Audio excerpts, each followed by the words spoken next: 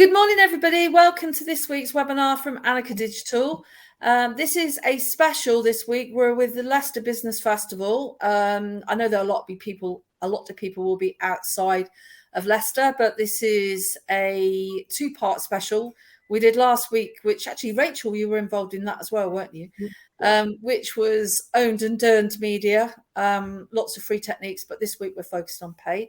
So Katie and myself are just at the introduction, and then we're going off to do another webinar. So good morning, Katie. Hope you're well. Is it miserable in Lincoln as well as it is in Leicester? It's very, very miserable. It's awful today. My kids and then I think Matt's first. So Matt's here. Matt, if you want to quickly say hello and who you are. Yep. Hi everybody. How we doing? It's miserable here as well. So where are you? Are you in Nottingham? And rubbish weather going on. Are you in Nottingham today? It's starting the day in a good mood as always, but unfortunately the weather disagrees. and you're doing paid search today, aren't you? Yeah, absolutely. So I'm going to take everyone through a bit of a sort of a digital marketing overview, and then talk through how we can use paid techniques, specifically through PPC or Google Ads as well, to how you can grow your business now, I suppose. And then Rachel, you're coming in with paid social.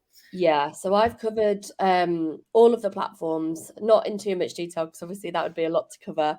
And then I outline how each platform can benefit your business. So there's various levels in there. There's bits for beginners, and then I can talk a bit more for those who are advanced. So there's a lot to cover in social. And this is about 2 and a bit hours, just to warn everybody that it's not the normal hour that we do on a Friday morning. So what I'm going to quickly do is I'm going to quickly tell you some of the things that are happening, then pass over to Katie for the poll. So for all the regulars, we normally hold a webinar every Friday. So if you go to the resource page, the webinar page on the Anicca site, if you could share that, Katie, you can see, I think, I'm not sure who's next week, actually. I know that Katie will know. I don't know who's next. And also for anybody that's based in the East Midlands or East Anglia, we are just about to run a new boot camp. So I just wanted to give you a bit of information about that. So this is a 12-week boot camp, which is free for anybody that's unemployed or self-employed. If you are interested in attending, if you could click through to this page and fill the application form as quickly as possible. Anybody in the East Anglia one, you can catch up. We are starting actually tomorrow, but if you're based in East Anglia, Suffolk, Norfolk, Leicestershire, Derbyshire, Nottinghamshire, Lincolnshire or Rutland, you can get a free place if you're unemployed or self-employed. If you're an employer, you can also send your staff, but it's going to cost you somewhere between 210 to 250 pounds if you're an SME. But if you are a bigger employer, employing more than 250, then it's just over 700 pounds. And we've got an employer event on Thursday to tell you all about that. But we're also offering a free recruitment service for anybody that's looking for a trainee or a graduate placement. So if anybody's got any jobs and they want some help, we've got lots of amazing candidates who finished their course and who are looking for work. Most of them have also finished the level 5 qualification, which is part of the course. So if any of you are interested in that event, this is actually on Thursday. And that's for anybody that either wants their staff to take part or have got some vacancies. And it's also suitable for any colleges or recruiters as well that might want to get involved. Cool. So that's the ads over. I did that at the beginning because I'm just worried that we'll run over at the end. Over to you for the poll, Katie. Hi everyone, how are you doing? Obviously I'm head marketing here, so I didn't really introduce myself before. In terms of the poll, so do you manage paid media in-house for Google, Facebook, LinkedIn ads and other social media? So people are starting to fill in already. So answers are no, we don't do this at all right now. Yes, but someone else manages this in our organization. Yes, me and or our team are using paid search ads. Yes, me and or team are using Facebook, Instagram ads. It sounds like a film, doesn't it? Yes, me and or our team are using LinkedIn. Same for Pinterest, and then there's Twitter, TikTok, Snap, and then yes, we use a freelancer or agency to help manage our paid ads. And so far, quite actually 36% are saying no, we don't do this at all right now. So that's quite interesting for us to know. And then 21% are saying, we're doing this for paid search. 28% are saying for Facebook, Instagram ads, and 11% for LinkedIn. And then also 11% for Twitter, TikTok, and Snap. So that's a really broad mix. Oh, it's been a bit of a change on the no now. That's 19%. So yeah, it's a bit of a broad mix today. So yeah, you're going to learn a lot. You're going to enjoy this session. You're in the right hands. Excellent. So Katie and I disappear, leave you in the capable hands of Matt and Rachel, and look forward to speaking to you very soon. See you later, guys. Good luck. Cool. Bye, everyone. Bye. Thanks, Anne. See you later, Katie. Bye. Okay. Hi, everybody. Yep. Like Anne has already said, she's leaving us alone now, leaving you in capable hands. How are we doing, Rachel? I'm good. I'm still getting over COVID. Those who were on the webinar last week, they watched the recording because I couldn't make it because I was really ill, but I'm still getting over it. And I have a voice now, which is an improvement on last week. So here we are. Yeah. Well, I mean, I'm glad to hear it. I think there's definitely loads of stuff going around, isn't there? I think everyone's having a nightmare. It's that time of year, isn't it? Yeah. Okay. So, welcome everybody to our digital marketing part 2. So this is the paid techniques to grow your business now. And as you already know, it's by myself, Matt Cocking, and Rachel Crane, who's here with me today. So let's dive straight in to what we're going to be talking about. So first, we've got a bit of a meet the team. There's a strong likelihood, I'd imagine, that a number of you on here today have seen myself or Rachel presenting something of some sort before.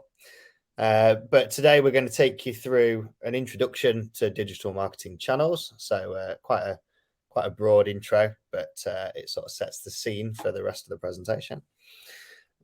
We've then got some info on growing your business with Google Ads, and that'll also be presented by myself. And then we've got growing your business with Facebook and LinkedIn ads. And I'm pretty sure you've thrown some other channels in there as well, Rachel, haven't you? So Yeah. should be quite a handy webinar for everyone today. So first up, I'll let Rachel introduce herself properly. Thank you. Hi, everyone. I'm Rachel. I've been at Anicca for just over a year now. I've been working in social media for about 7 years. That's across paid, social, and organic, in-house and agency. So a very broad mix of experience. I'm one of 25 Facebook accredited trainers. So the program is called She Means Business. And essentially what we do is we help small businesses learn about digital skills, specifically on Facebook, to help them make more money, essentially, and close that digital gap. So I'll be taking you through the social media section today. If you do have any questions, feel free to just pop them in the chat, and either Matt can help you with them or I can cover them at the end. And throughout Matt's presentation, I'll be helping in the chat where I can. But Matt, I'll chime in if there's any that I can't answer. Yeah, cool. That'd be good because as you probably know by now, I can't see the chat. I'm presenting my of course, yeah. Yeah. So please definitely do if anyone has got anything exciting to say or wants to ask anything. So then there's me. So I joined Anicca specifically to pursue a career offering consultancy, training, a little bit like we're doing today, and then services as part of a top class agency. So just drop in Anicca in in it there completely, but yeah, absolutely. I think I've found since I started as well, just over a year ago too, Rachel. I think it was very similar timing, wasn't it? Yeah. We've definitely been diving deep in some exciting things since we started at Anicca. So I've got 11 years experience in digital marketing as a whole, and then the last 7 years or so have been spent specializing in paid media. My key specialisms lie in e-commerce. So any of you out there who sell products online, I'm definitely, well, hopefully would be able to provide some useful info to yourselves. And I'm also a keen fitness enthusiast, whether that's relevant to let you guys know today, but yeah, love a bit of the gym, and I also won some badminton tournaments in my time. So there you go. A little bit of completely unhelpful information to get us kicked off. That's good, isn't it? So let's dive in to the key parts of this presentation. So first and foremost, we're going to give you a quick introduction to the digital marketing channels as a whole. Do you mind if I dip out at this point and I'll be in the chat helping anybody that wants any questions? Absolutely not. You feel free. Cool. Just shout me if you need anything, because I'll be here in the background. Cool. Thanks, Rachel. Okay. So how can users find your website? So obviously, across the internet, there are tons of new and potential customers, and your brand website is down there. Currently, you can see they are floating miles apart. So what can we do to drive those people to your website? First and foremost, we've got search. So people who are searching specifically on a search engine. So that could be Google, that could be Bing.com, could be, I mean, we've got Ask Jeeves and all those sorts of old school search engines that I imagine people will remember, but tons and tons of different places people can be searching. They can all find your website via a search platform. They can also find your website via social media platforms, so a number of which Rachel will be talking about today. And then they can find your website via other people's websites potentially, or other businesses' websites, and then also other media sites as well. So loads of different ways that they can find you. Now, the new and potential customers are quite clearly, to some degree, your target audience. Not everybody necessarily, but there will be a certain percentage of those people that you would very much like to target and drive to your website. These are classed as the digital channels that would be driving that traffic to your website. And essentially, we have a little abbreviation that we like to use. So it's paid, owned, earned, and tech. So that obviously spells poet.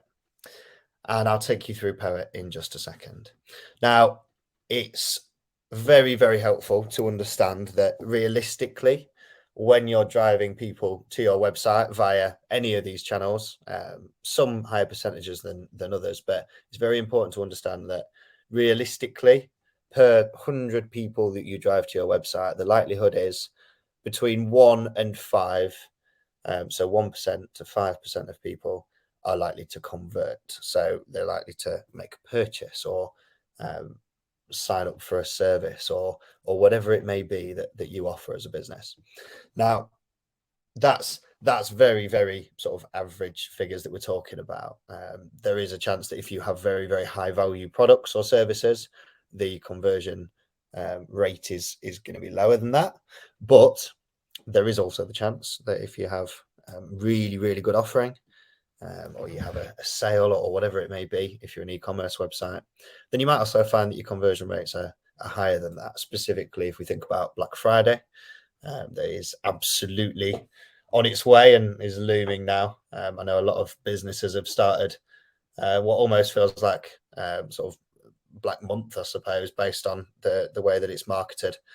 A lot of businesses like to get their offers up early, but those sorts of things are likely to increase that conversion rate as well.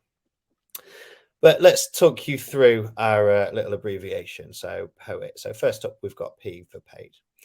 So that's any sort of paid activity. So including paid search, we've got paid display. So the image advertising that it's likely that a lot of you have seen all over the internet when let's say, for example, you visit a site like ASOS, and then all of a sudden you are getting shown all of the products that you've been looking at previously, and you're getting shown them all over the web. So that would be an example of paid display. But you've also got things like affiliates, people selling your products on your behalf, sponsored events, and then even shopping via platforms like Amazon. We've then got O for owned. So that's search engine optimization. That is your organic listings on Google, for example. And we've got some examples of that in a moment. But then there's things like content marketing, so writing some really good content, email marketing, social media, but the unpaid version of social media. So very, very important to know the difference between paid social and organic social. And then webinars and events. So even an event like today, that would be a piece of owned media that potentially could generate leads for a business. We've then got earned. So that would be traditional and online PR. Again, social media can fit under the earned category. Thought leadership, general marketing as well, can often be categorized as earned. And then reviews and testimonials as well. One that still some businesses aren't quite so well clued up on, but there are tons of platforms that help you earn reviews and testimonials, which theoretically would or could then help grow your business as well. And then finally, we've got technical. So we've got a website. Very, very simple, that seems today in this day and age. It's almost as though everybody and their dog, as it happens, has got a website. But it's not to be missed off. It's quite an important step in our little abbreviation here. But then we've got voice search, another very technical platform that businesses are getting much better at utilizing these days. But then not to miss out things like analytics and tracking and making sure that we are definitely making the most of all the information that we can from tracking websites and tracking user data in a user-friendly manner as well is important to note, especially with GDPR laws and especially with the way that things are changing with how businesses are allowed to store users' data. So it's also very, very important for us to understand what sources of traffic drive or are driven to different websites in different industries as well. So what we've got here is we've got a few examples of the sources of traffic by specific website types or website categories. So one example is solicitors. So this would be a lead generation website. People would visit the website to maybe fill out a form or maybe get in touch with a solicitor's firm in order to discuss whatever it is they need to. But this is an example of a big group of solicitor-style websites and the traffic sources that are driving which percentage of traffic to that website. So specifically, we've got nearly 30% of traffic is coming directly. So that's people who have visited that website without going via an email or social media channel or organic or paid search either. Someone who already knew who that business was and has gone directly to that website. We've got a small amount of email traffic in this instance, just less than 1%. We've then got 2.7% referrals. So referrals would be anyone who has come via another business's website or I suppose another website that simply isn't a search engine or a social media channel. We've then got 2% of traffic coming through organic social media in this instance, 60% of people coming through organic search. So the reason that would be because as a solicitor, you do find that cost per clicks or CPCs, which we'll talk through in a little bit more detail later on. But CPCs for paid search channels, they can be very, very expensive. Specifically in the solicitor industry, you do often tend to find that clicks can cost between 10 and £15 for that industry. So that does mean that businesses in the solicitor industry need to be much, much hotter on organic search. And you can see that that's exactly what's happening with the majority of these businesses. But then, not to turn your nose up at, is 3.5% of traffic through paid search. So it's not to say that it's not a valuable channel still. And then almost 0.4% of people coming through display ads. Now, the reason this is important is because if we have a look at a couple of different industries, so we've got e-commerce, home and garden. So home and garden companies that are selling their products directly online. You can literally check out and pay for everything online. You'll notice that direct traffic is very, very similar, but then we've got a little bit more through email, a little bit less through referrals, purely based on the fact that referral traffic isn't quite as heavily required in the home and garden industry. Not to say that it's not helpful and not important, but you would tend to find that businesses, specifically with them being e-commerce, they have the ability to use things like paid shopping as well. So that's why you'll notice organic search is only 43% in this instance, and paid search actually takes up a whopping 20%, with display ads just over 2.5% as well. So a lot more opportunity for the paid initiatives in that sort of sector, specifically based on the fact that cost per clicks do tend to be a lot lower for e-commerce sites in general versus some of the lead generation sites such as solicitors. And then finally, we've got doors and windows, which is a very good example of a bit of a mixed category. You'll get businesses that do use e-commerce websites in this industry, and you can purchase your doors and windows directly on the web. But then there will also be instances where companies in the doors and windows sector, they require you to get a quote, and they can come and quote that for you as well.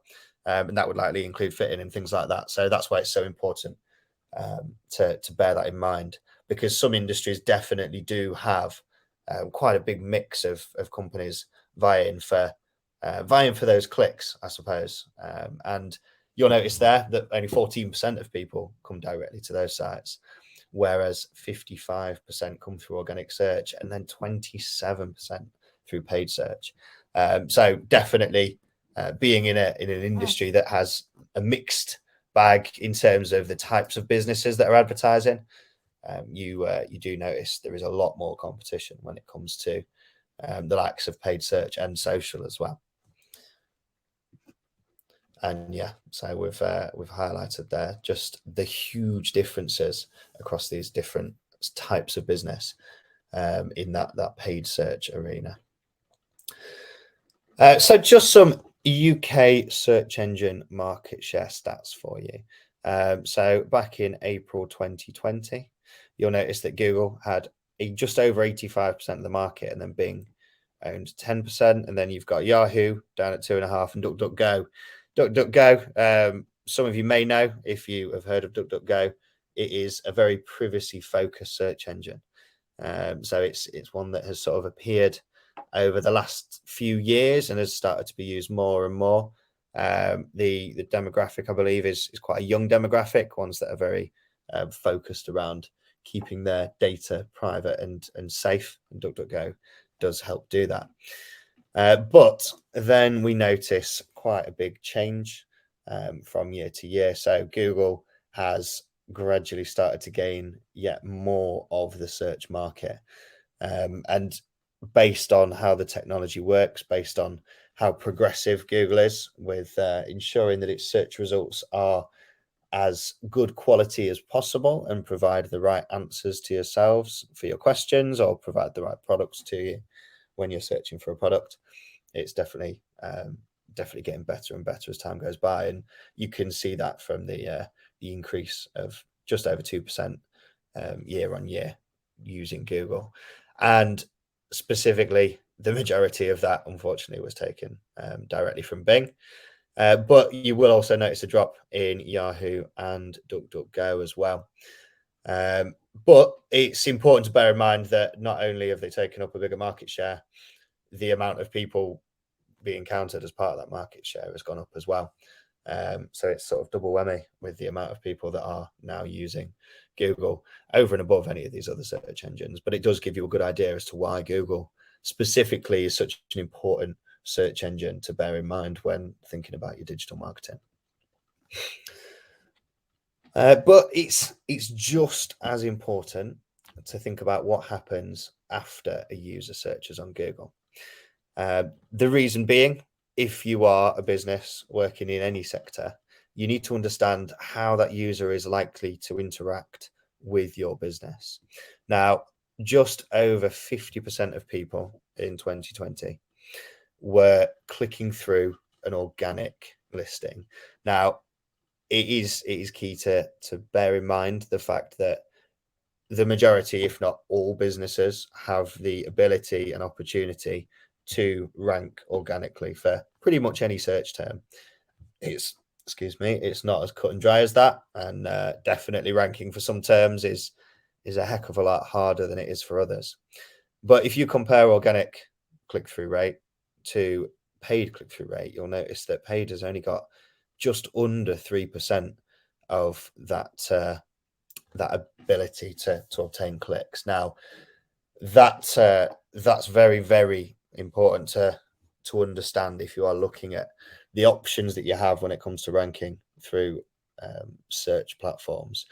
Now, that's not to say that users won't click on your ads or unlikely to click on your ads, but the key difference here between the organic results and the paid results is that when it comes to paid search advertising, you are only likely, or realistically should only be, bidding on keywords and paying for clicks on keywords that are likely to drive conversions for your website.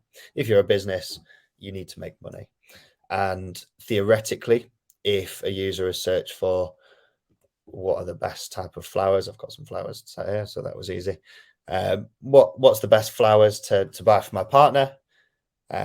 Chances are they're looking for informational content. They're likely to click organically or just simply read the information on the Google search result page. So that would be a 0-click search as well. The likelihood of that user clicking on a paid ad to then make a purchase on your website at that stage is still pretty low. However, if that user was to then go on and search for a specific type of flower and say,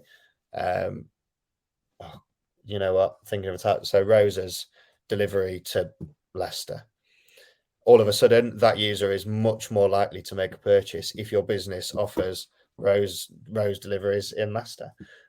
Logically, that is what we need to be thinking about when we understand which of these channels is going to be best for ourselves. And then so that was desktop specifically. Now, if we think about mobile click-through rates, it's a very, very different scenario indeed. So 22% of people are likely to click on an organic listing and visit someone's website and look at the information available there.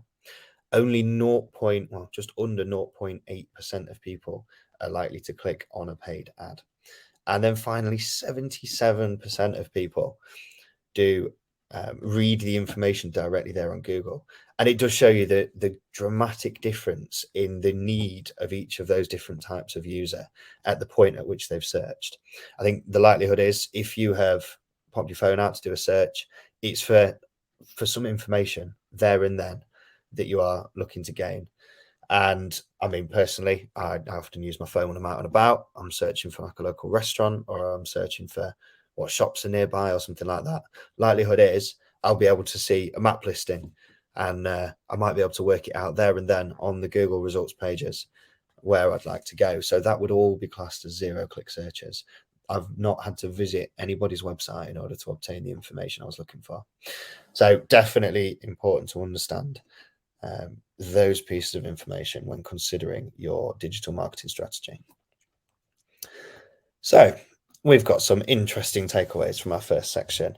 First and foremost, getting found in search engines is still the most important way to get traffic to your site, even if you have to pay for it. So it's definitely important to start to understand the I suppose, the benefit of using paid advertising, specifically if you're in industries where the competition does also do that.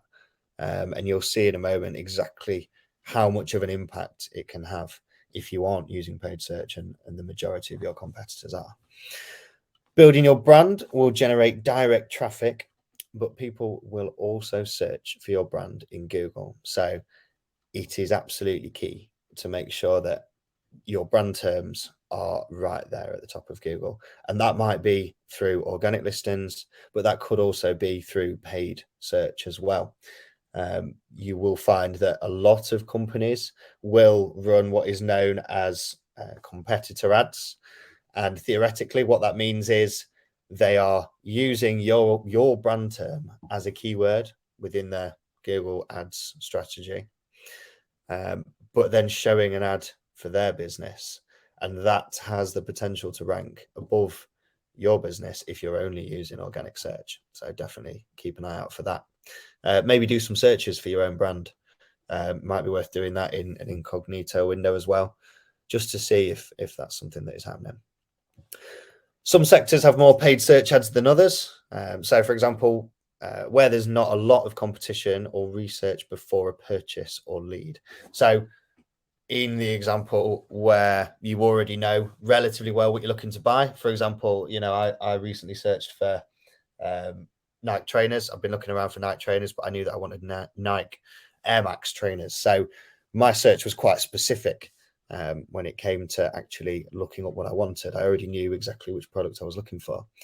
But in reality, that's not always the case either. But in those instances where people are very clear on what they're looking to buy, that's where there's likely to be a lot of competition. But it's because so many people are already at that stage of making the purchase, essentially. So you need to make sure that you're there as well. Just because someone does a search doesn't mean that they will click through to your website. So we noticed the huge percentage of zero-click searches being the searches that people do and then don't move away from the search engine result pages. The information is there on Google for them. They don't have a need to click to a website. So definitely worth considering how you can rank your business for some of those zero-click searches. Social media drives very little traffic. To be completely straight, that's organic social media specifically. So it's typically less than 5% of traffic to websites comes via organic social media. Whereas if you start to use paid channels or paid social media ads, which is why we've got Rachel here with us today to talk you through that later on, it's important to use that as part of your strategy as well. However, social media and specifically the paid social ads can be great at increasing brand awareness as well. So another key thing to bear in mind is just because someone hasn't clicked on your social media ad doesn't mean they haven't noticed it, especially if you have a really good, exciting graphic and your brand is very, very obviously present in the imagery that you're using. And that can help increase brand searches and direct traffic to your site as well. So have we got any questions at that stage, Rachel? No, no questions yet. Cool. Fab. Hopefully that means that the information was clear and I've not just put everybody to sleep. Fingers crossed, eh? Thanks, Rachel. So moving on, guys, we are now going to talk through how to grow your business with Google Ads. So we already talked about the importance of Google and how much of the market Google takes up when it comes to people searching, 87% as of last year. So a huge percentage of people are using Google to find the products and services they're looking for. But specifically, I'm going to talk you through what is paid search advertising, why and when you should use Google Ads. So what's the point and which scenarios would you use Google Ads under? Key metrics and terminology help you gain an understanding of some of the things I've already mentioned already, like cost per clicks, for example. Account structure and hierarchy. So how would you set up and run a Google Ads account in such a way that it can be successful? Also, I'm going to talk you through the different key phrase types, or the keyword types, and help you gain a bit of an understanding of those. I'm going to help you with an understanding of ads and what those ads would look like. Some of the other targeting and campaign settings as well. And then also we've got some top tips and tricks. Top tips is always a bit of a tongue twister. So watch out for me tripping up on that one as we go. So what is paid search advertising?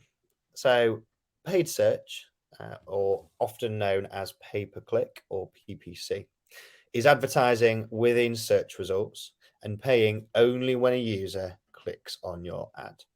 So we have the ability to advertise on Google Ads. We also have the ability to advertise on Microsoft Advertising, which was previously known as Bing Ads, and would be displayed on Bing and Microsoft Search. And then we've also got DuckDuckGo as well, which is integrated into the Microsoft Advertising platform. But again, there is more potential for driving traffic to your site on there too. So a quick breakdown of what paid results often look like when searching for products and services on Google. So in this instance, you can see here that we are searching for white trainers.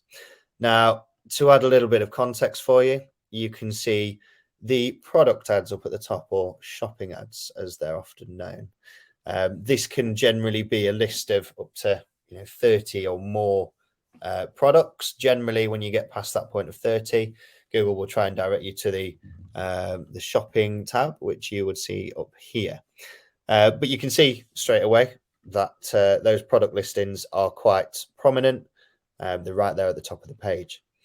You've then got text ads. So in this example, we've got 3 sets of text ads. And again, taking up quite a bit of space, but the text ads are another advertising opportunity through Google Ads. Gives you the ability to pay, quite literally to be there almost at the top, obviously in this instance underneath the shopping ads, but still above those organic listings. So you can see in this example, there is only one visible organic listing. So straight away, you get a really good idea of how important it might be to use some paid shopping ads and text ads in order to get your business front and center when people are searching for specific terms. And then another example here. So an example of a lead generation style website. We've got estate agents here. So people searching for estate agents are likely to see text ads first. Again, front and center is those text ads, businesses paying to be at the top of the search results. And then we have the local organic or map results, as they're sometimes known. And in this example, you can see that apart from the map listing, so those businesses that are local to yourselves when you've done that search, you can see that there are no other organic listings even visible in this screenshot. So again, it does show, or I suppose sell, the importance of those paid ads over and above the organic listings there. So how much are businesses spending on advertising specifically in the UK? So the total media ad spend in the UK projected, well, for 2019 through to a projection for 2024. Specifically, we noticed a huge increase in the total media spend from 2020 to 2021. And then as time goes by, the percentage change decreases slightly, but you can see the projections there into 2023 and 2024 are huge. So we're up to £30 billion in ad spend for the 2024 year of 2024. So again, it does sort of hit home as to how important it might be to start getting a part of or a piece of that pie, I suppose. And again, that is the total media spend broken down by the different devices as well. So we've got mobile right up there with one of the biggest percentages, specifically as that sits under digital. But mobile advertising by 2024 is likely to take up 61% of advertising spend. We've then got 13% for TV, which is gradually decreased over time. However, there are new ways of advertising on TV now with self-service platforms and other opportunities. So there is the chance, as that technology develops, those percentages are likely to increase as more businesses test out those platforms. And then print, unfortunately, down to 4.2% as of 2024 projections. Specifically 3% of that being newspapers and 1.2% of that being magazines. And then radio and out of home as well, already well, slowly decreasing, but still on our list today.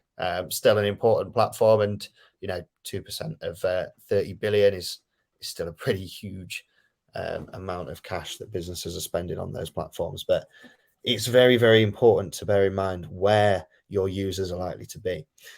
When you're thinking about your advertising strategy, are your users likely to be listening on the radio? Are they likely to be reading newspapers and magazines?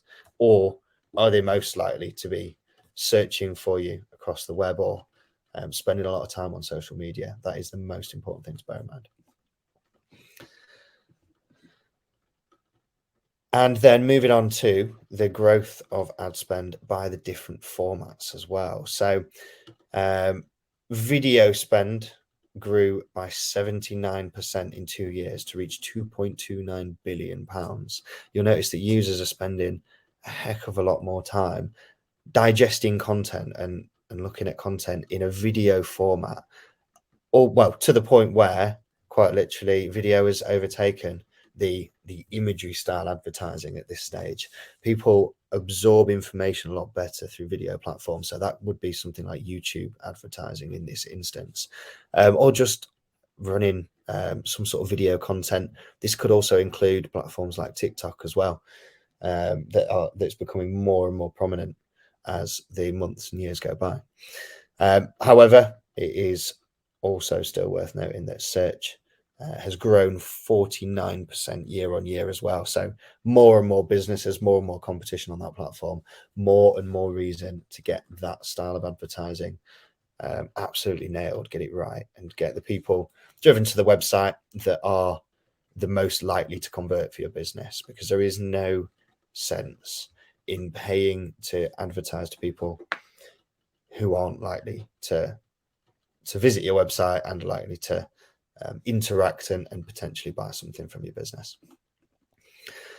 So why and when you should use Google Ads? It's really, really important to make sure that you're using Google Ads under the right circumstances, and then potentially not using it under circumstances where it's not going to make you any sort of return. So as of 2021, there were 3.5 billion plus daily searches on Google. 3.5 billion searches, which, I mean, I don't know about anybody else, but that's almost an unfathomable number of searches being put into Google. It definitely blows my mind.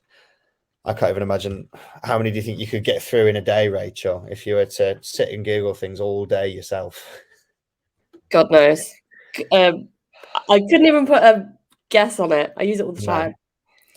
No, I couldn't either. It blows your mind, doesn't it? That ridiculous amount of searches. There's 7 or maybe 8 billion people on the planet. Theoretically, that's half a search each every single day. It's horrendous figures.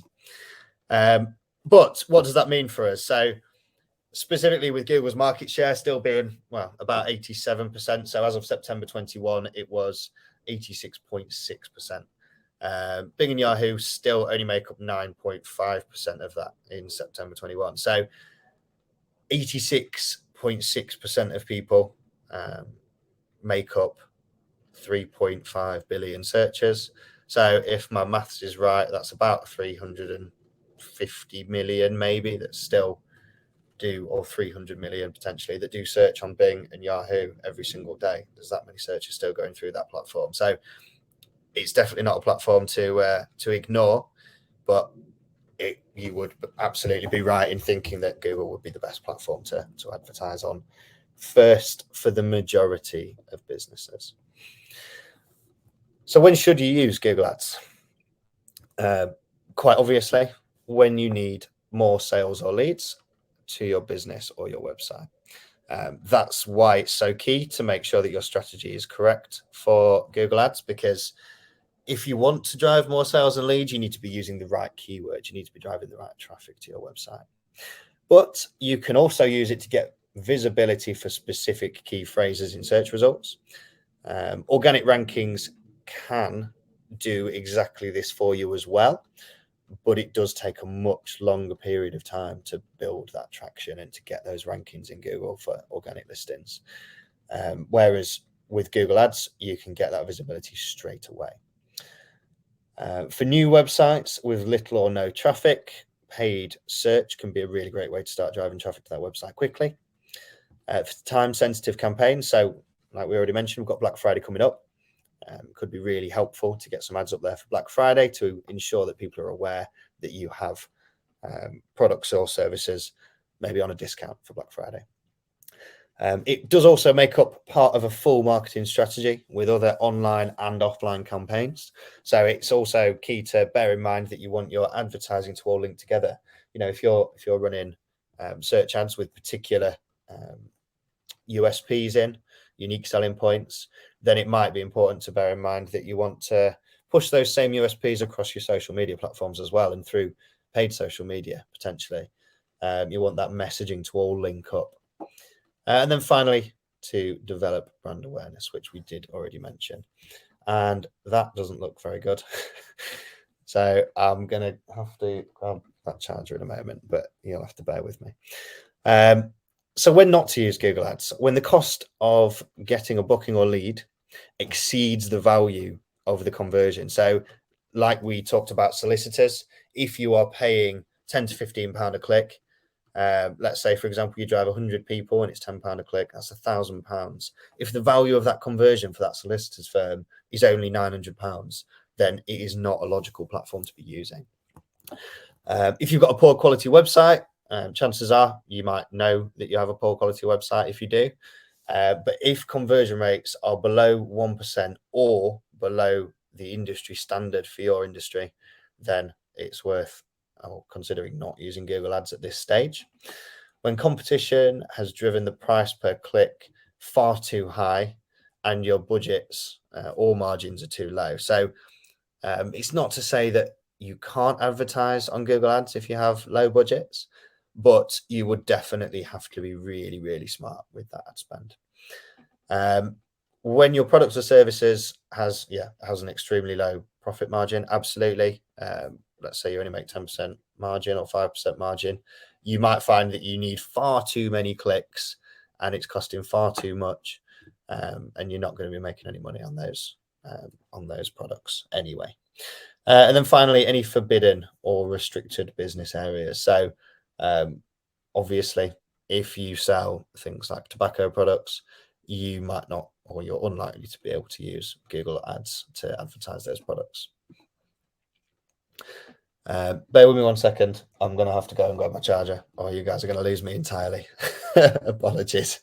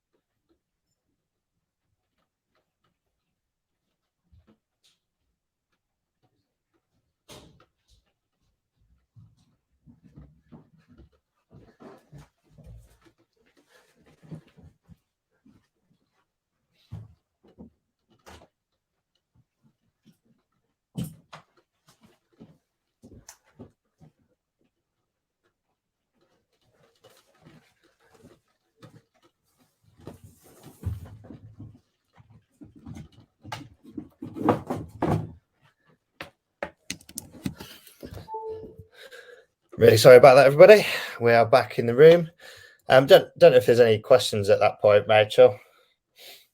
There is one question from Scott, and I couldn't answer it. I thought about it and I was like, no, I'm going to wait until Matt comes back. Sure. Okay. So Scott said, Sorry if this is a bit of a simple question. I'm going to say it's not a simple question because I don't know the answer. Okay. If you do PPC, does this help your organic listings climb the rankings? Okay, Scott, absolutely fantastic question. We get this question a lot, to be completely honest with you. So the direct answer is no. Google Ads does not. I've run up and down the stairs. You're gonna have to give me a second, guys. Bit out of breath, but yeah, it does not directly impact your website's organic rankings.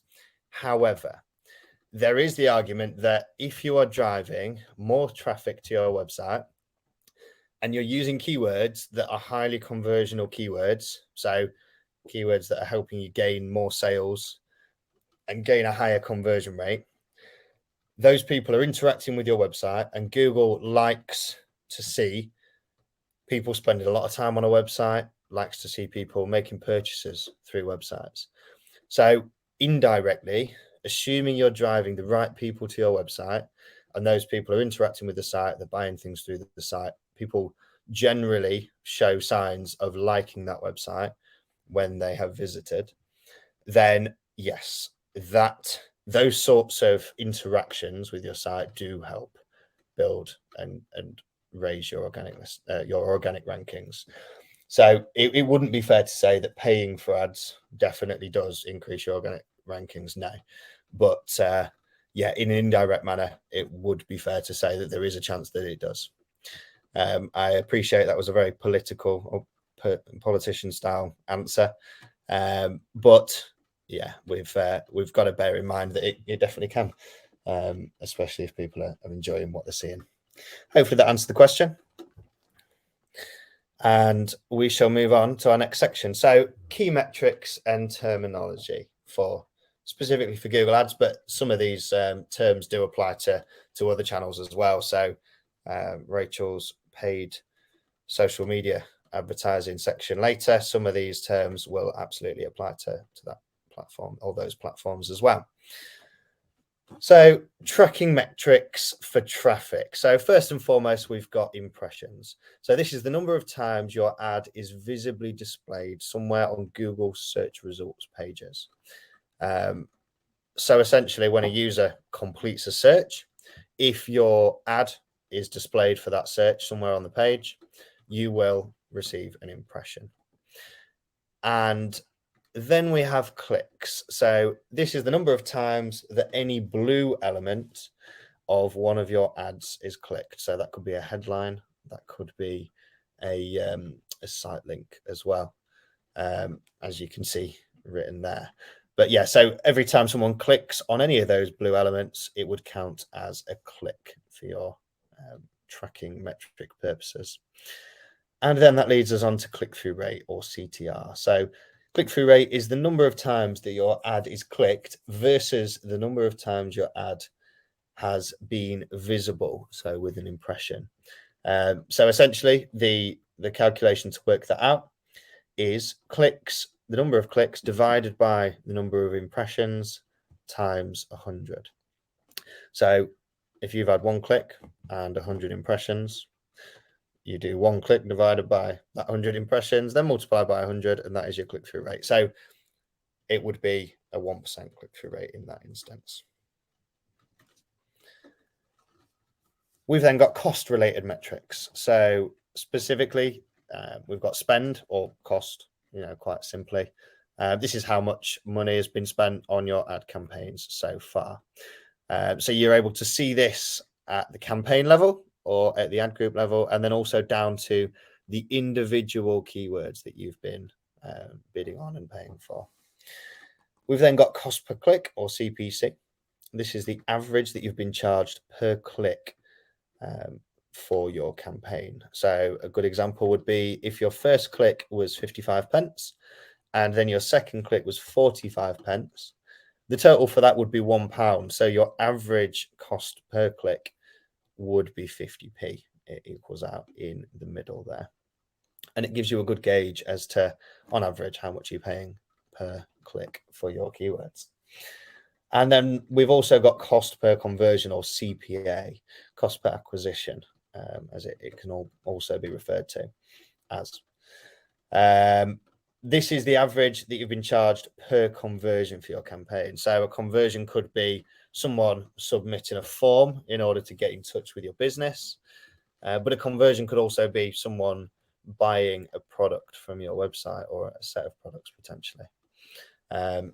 And then you would essentially work out exactly how much each of those conversions cost. And you can also gain an average of that cost per acquisition as well, in exactly the same way that you would for cost per click. We've then got the different conversion metrics. So we've got leads. So this is when someone has taken an action, generally on your website, that you qualify as an interaction that may lead to business.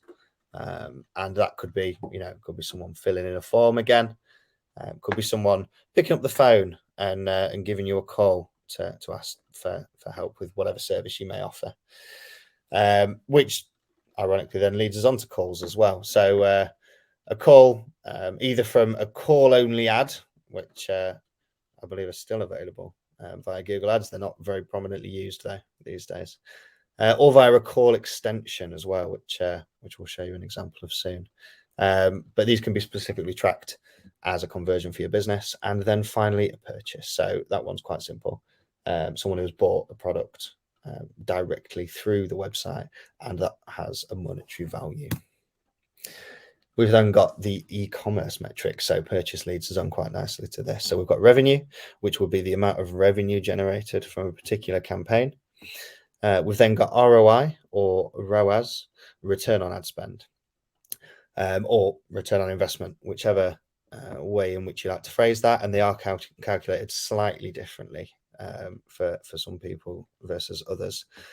But essentially, it determines how many pounds have you made for every £1 spent. We do tend to recommend, just as a ballpark figure, you would like a ROAS of 5-1 or an ROI of 4-1. So generating £4 or £5 for every pound in marketing spend. And then AOV, which is average order value, is the average value of the purchases made through a campaign. So this could differ dramatically. You might find that if you have an e-commerce website with relatively low value products, this could be £50, £60. But then if you're a lead generation business, let's say you're a solicitor firm, those conversions could be worth thousands of pounds. And it's quite helpful to understand what the average order value would be in order to determine what cost per acquisition or cost per conversion you can afford to be spending. So moving on to our account structure and hierarchy. So it's really important to make sure that when you're setting up a Google Ads account, you're setting it up in a manner that enables you to drive users to the right pages on your website. So you'll notice here, we've got a very quick outline of what the account structure looks like for a set of text ads. Now, you'll notice that you have the account at the top, and then you might have two separate campaigns that both advertise very different products or services in this instance that you offer. Within those campaigns, you would have separate ad groups to advertise specific parts of that service that you're looking to sell to people. And then within each ad group, you would have your ad copy and your keywords. Now, the key thing to note here is that within your ad groups, you're looking to only use keywords that represent what you're trying to sell with your ad copy very, very specifically. So if we move on to our next slide, we have an example of a holiday company. So you would have your ad account, and then as a holiday company, you might offer hotels and hotel bookings. Within your hotels campaign, you would talk exclusively about hotels, and you'd think about different ways in which you could advertise hotels. So different within different ad groups, you would look to discuss different hotel topics. So in this instance, we've got hotels in Spain. Within the hotels in Spain ad group, you would have ad copy that talks specifically about hotels in Spain, and you would only have keywords that relate to hotels in Spain. So hotels in Spain could be a keyword as well. Spanish hotels could be another keyword. And then, yeah, exactly that. So you've discussed the topic in great detail with your ad copy, and it's all about those hotels in Spain. In the other ad group, we are still thinking about hotels, but we're thinking about luxury hotels. So slightly more generic, not a specific location, but the hotel style itself. So luxury hotels. And again, we'd want to make sure that that ad copy directly relates to luxury hotels, and so do those keywords. This is important because within our ad group is also where we host the landing page, or the page on your website that we're going to drive users to. So in these instances, the hotels in Spain ad group would have ad copy relating to hotels in Spain, would have keywords relating to hotels in Spain, and then ideally anyone who clicks on your ad copy, anyone who clicks on your ad would be taken to a page on your website that talks about hotels in Spain as well. Hopefully we are starting to get the gist of that. And the same works for holiday packages. Got cheap holidays, ad copy and keywords that both relate to cheap holidays, and then holidays to Jamaica, ad copy and keywords that both relate very closely to holidays to Jamaica. And then we've got shopping campaigns. So shopping campaigns are slightly different. Rather than our ad copy and keywords, you'll notice that we have products within our ad groups. So the idea would be to group products together that are as closely related to each other as possible. Now, this might be based on the brand that those products are. This might be based on the type of product that it is, so shoes and trainers. This could also be grouped in ways to suit the business needs even better. So you could even group your products based on the amount of margin that you make on those products. So the example we've got here, funnily enough, is trainers, clothing and trainers, I suppose. But within a sportswear ads account, we have a campaign for trainers. We then make sure that the ad group talks about a specific type of trainer. So in this example, we've got Nike trainers and Puma trainers. And then within our Nike trainers ad group, we would have all of our Nike trainer products. In the Puma trainers ad group, we'd have all of our Puma trainer products. And you definitely at this stage, I hope, are starting to get the idea. It's about making sure that our account is, one, very easy to navigate, and two, making sure that we're advertising the right things in the logical manners to get in front of the right people. So the different types of key phrases that we can use. So thinking back to our holiday packages, thinking back to our Nike trainers example, there is a really fantastic tool that I imagine a lot of you guys might want to make note of, but topics.seomonitor.com is a fantastic site to understand the different keywords and different topics, and the amount of search volume for those keyword topics as well. So in this example, we've used Nike trainers. It shows us how much monthly search volume there is, or how much search volume altogether, how many different types of keyword relate to Nike trainers. So there's 1.9k keywords that all relate quite closely to Nike trainers.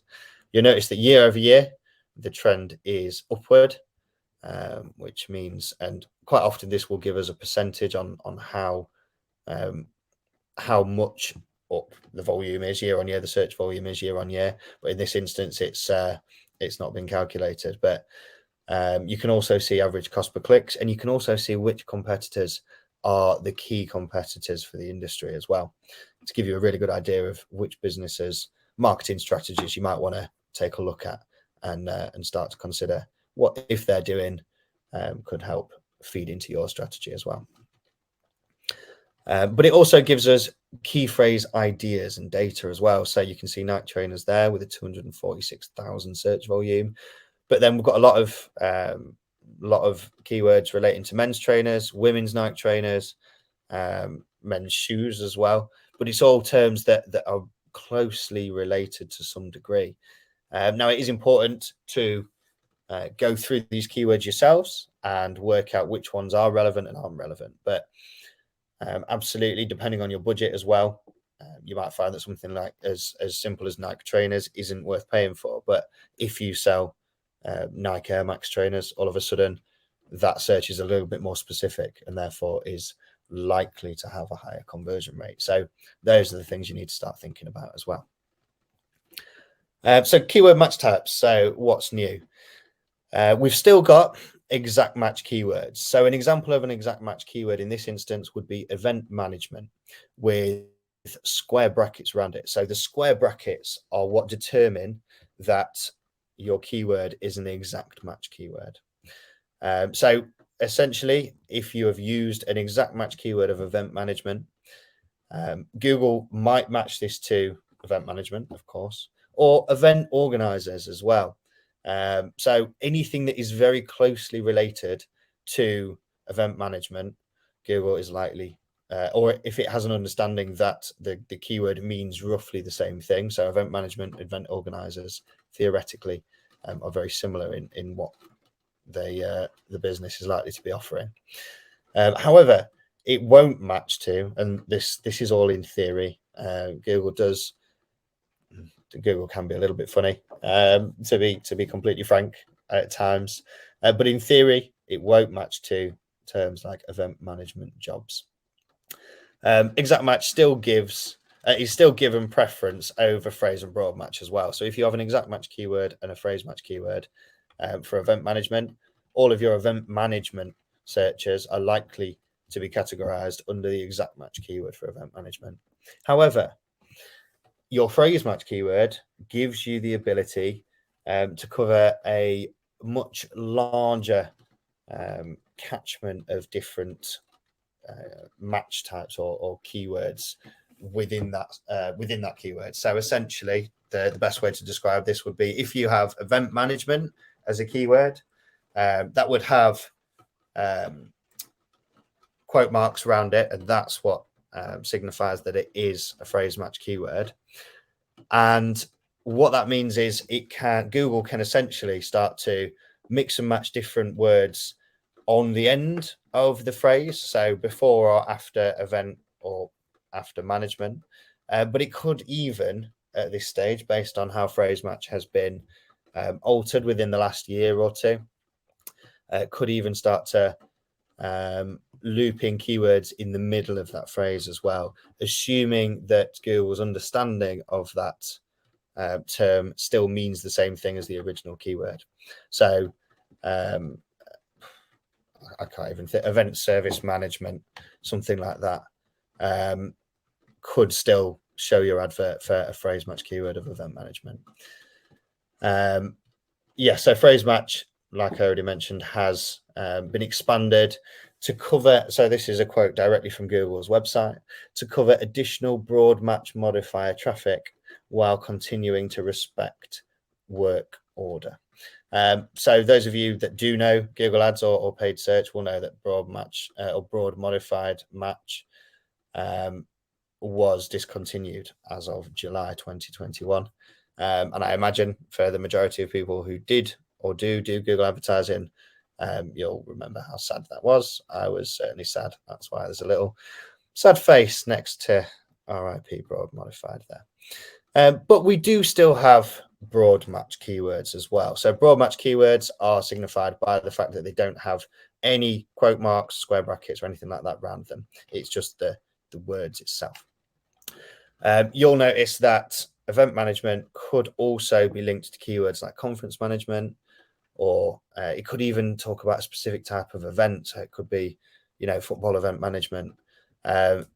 It's quite a dangerous style of keyword to use if you aren't well read on Google advertising. In theory, it shouldn't match to event tickets, but again, I would err on the side of caution if you're looking at Google Ads. I would start with exact match and phrase match keywords without a doubt. And broad match does remain the same in 2022, as do negative keywords. So a negative keyword is a keyword that you add to your campaign that then means any search with the keyword that you've set as a negative can't trigger your ad any longer. So a great example is a negative keyword of jobs. If you add jobs as a negative keyword, your campaign or your keywords won't match to any searches containing the word jobs. So it's a great way of making sure that your ad isn't showing for anything that isn't quite as relevant as it needs to be. Moving on to understanding our ads. So as we've already seen, we have examples of shopping ads and search ads as well. So what do the ads look like in I should say 2022, my apologies. But essentially you have shopping ads, which like we've already mentioned, there is often over 30 of these. And if you were to click on this little arrow here, it would load more results for you. And then we've got search ads as well. So generally there is a maximum of 4 at the top of the search results page, as we can see 1 here in this example.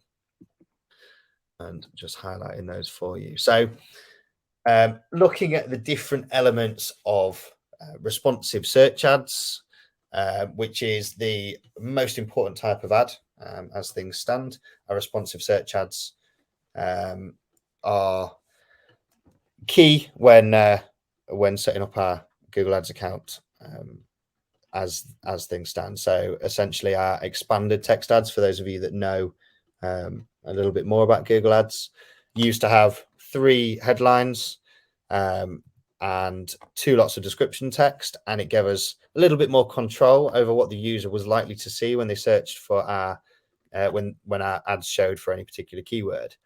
However, responsive search ads, we now have the ability to add up to 15 headlines, 4 sets of description text, 2 URL paths as well, and it gives Google the opportunity to try and optimize that ad copy for us a little bit. So essentially, if you've provided 15 different headlines for your ad, then Google will rotate around those different ad headlines and work out which ones are more likely to be clicked by users and start to show those more prominently. So it is quite a helpful bit of technology, but it does give us a little bit less control over exactly what our ads look like and read like. But we can see here, this is our display URL. This is the URL that the user will see. It doesn't necessarily match directly to the URL that our website has, but it gives a very good idea of what sort of page the user is likely to be going to. You can see site links down here. So these take us directly to other pages on the site, more specific pages, over and above the link that we send people to if they click on our headline. So you'll notice the length of that headline there is now 3 sections long rather than just 2. We've then got our description text, as you can see here. Great opportunity within 90 characters to get some extra information in for our users. And then we've also got call out extensions. So these are 25 character limit extra bits or extra snippets of information to make sure users are aware of some of our USPs, for example. So no booking fees in this example. And then finally, you can see a call extension there. So that is a phone number added directly to the ad that a user could call if they wish to do so. So some information about creating your text ads. So again, we talked about responsive search ads between 3 and 15 headlines and 2 to 4 descriptions. Google combines up to 3 headlines and 2 descriptions and comes out with multiple versions of your ad, and then tests this in order to maximize the efficiency of your ads. For ad copy, to help with quality score, it's very important that ads are written at ad group level and relate very specifically to the keywords and landing pages on your website. For example, if the keyword is around football boots, you'd want the ad to reference football boots and the landing page to also discuss football boots as well. Ad copy should encourage click-throughs and conversions. So indicating the ad what action you want the user to take. So if that user is going to click on your ad and then purchase a product, you might put something like buy online today. Just make it really, really obvious for the user exactly what you're expecting from them when they get to your website. And then ongoing optimization is always needed to maintain and improve the performance of your ads. So you want to be looking at key metrics such as quality scores. So improving quality scores reduces the amount you have to pay per click when someone clicks on your ad.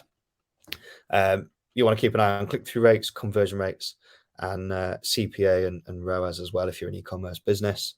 And then different ad settings as well. So the rotation of your ad, you can show the same ad every single time, or you can get Google to optimize that for you.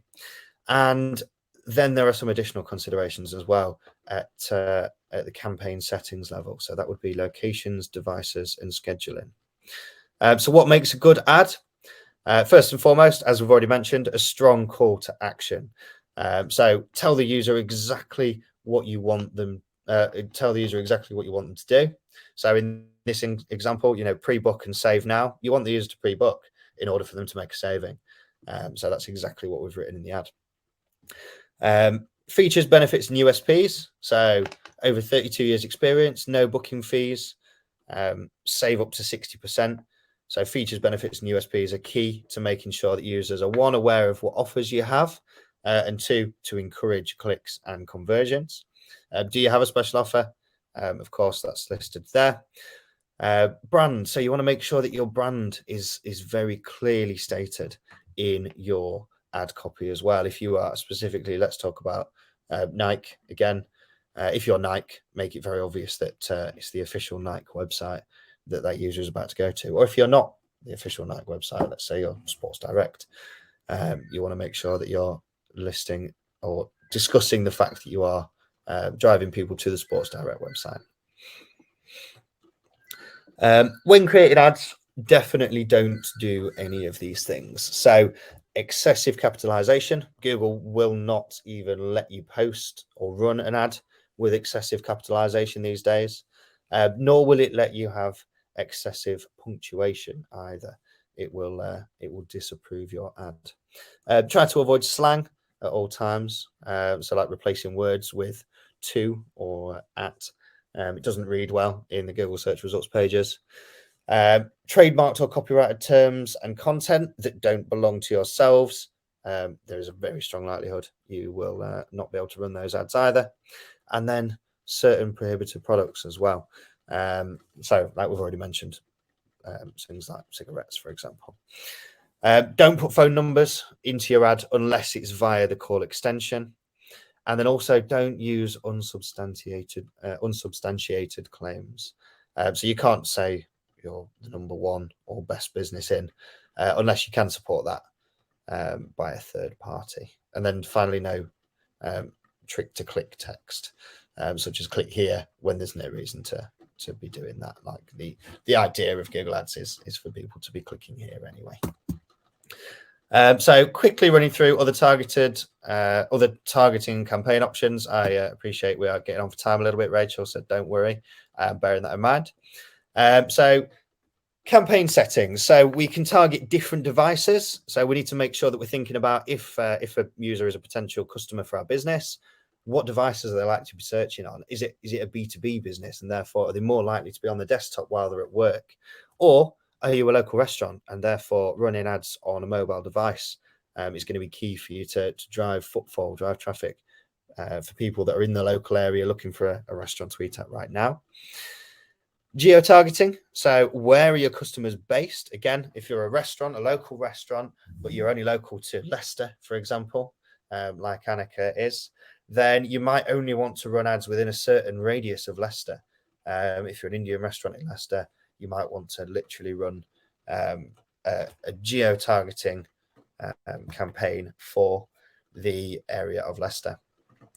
What language is your website based in, or what language is your website written in? Sorry. Make sure that your website is in the local language for the country that you are targeting with your ads. That will help with quality score, and then also it will help with matching your ad to your landing pages as well. And then finally, what demographic as well. So are your products only relevant to certain genders, or not for just certain genders? You might have products and services that are suitable for absolutely everybody, in which case demographics aren't as important to yourselves. But you could trial targeting different age groups or different genders with different styles of ads to see if that helps increase click-through rates as well. And then it's also very important to remember our Google shopping campaign. So Google search ads are, of course, the most prominent type of advertising because they're available to every single type of business, unless you're in a prohibited category, of course. But Google shopping allows you to deliver product ads in response to a Google search. So the example there being football trainers. You supply Google with a product feed that contains all your products, including attributes such as title, price, and the image that you can see there in that screenshot. And this is via a Google Merchant Center account. Certain attributes are required in order for Google to process your feed. And then Google then refers to information within the feed to determine whether your products are shown for a user's search. So it's really, really important to make sure that if you sell football trainers, that your product title and description discusses the fact that the product you're selling is a football trainer. You do not set which keywords will trigger your shopping ad to show. However, you still have control over this using negative keywords if you are using a manual shopping campaign. Your ads can appear on Google's search page and or in the shopping results tab. So you will get some people navigating to that shopping results tab specifically to look for products. It can show, it can show in either of those places. Gosh, I'm sneezing and coughing and all sorts. Certain products are prohibited, as we already know. So again, such as pharmaceuticals or tobacco. And all campaign setups and optimizations are done within the Google Ads platform. So you run your search ads, your shopping ads, any YouTube video ads, any display ads as well, all from within the Google Ads platform. And finally, we have some top tips and tricks from Anicca. So one, avoid using Google's smart campaigns when setting up your account. Now, ironically, this is most important if you are looking to obtain data from your campaign. So within a manual shopping campaign, you are able to see exactly what users have been searching for in your search terms report. And this will show you what, exactly what users have been searching for that have been then displaying your products. Now, Performance Max is a very, very important type of campaign that Google has recently or more recently launched that took over the smart shopping campaigns. Now, Google is very, very slowly starting to release some more information about exactly what was searched for when using a Performance Max campaign. Google's old smart shopping campaigns didn't give you any data whatsoever. So as time goes by, we are starting to see some data being given back to us via an insights report for our Performance Max campaign. So there is an argument now that Performance Max campaigns could be and are likely to be more helpful than the old smart shopping campaign. So that's worth bearing in mind. Check out topics.seomonitor.com. We showed you very briefly, but definitely give that tool a look when you're looking to start your keyword research. Set up Google Analytics as soon as possible, and that would also include Google Analytics 4. But if you need any help with that, definitely get in touch with us as well. You know, we've got a great analytics team here at Anicca, and they are very, very well versed in setting up not just Google Analytics, but Google Analytics 4 as well, for those of you that aren't yet migrated onto that platform. As of the middle of 2023, I think it's July 2023, universal Google Analytics will stop collecting data, and therefore Google Analytics 4 is going to be required from there on. Make sure you're tracking conversions. You don't want to buy traffic if you don't know if it's making you money.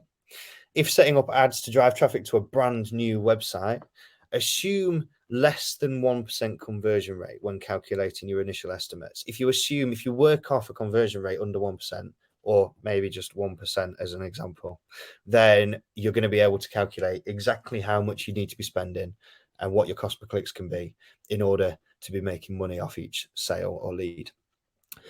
Start bids low. So start your average cost per click bids nice and low, and then gradually work your way up. You'll start to work out exactly what the sweet spot is by doing it that way. If you have an e-commerce website, so for example, a Shopify website, then make sure you link it to Google, or create a product feed. So link it to Google Merchant Center, that would be. Or create a product feed so that you can use the Google Shopping ads.